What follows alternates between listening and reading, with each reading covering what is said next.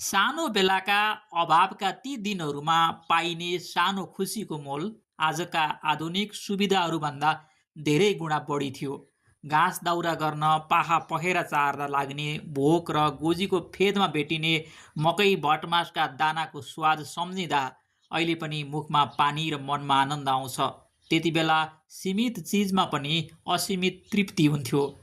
मकैबारीभित्र अचानक फेला पर्ने काँक्रो हाम्रा लागि कुनै ठुलो उपहारभन्दा कम हुँदैनथ्यो।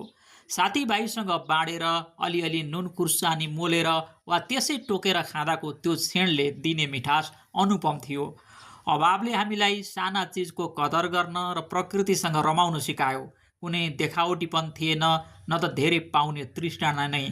गोठालो जाँदाको त्यो सादा जिन्दगी, साथीभाइको साथ र मौकामा भेटिने साधारण खानेकुरा नै हाम्रा लागि संसारका सबैभन्दा अमूल्य वस्तु थिए।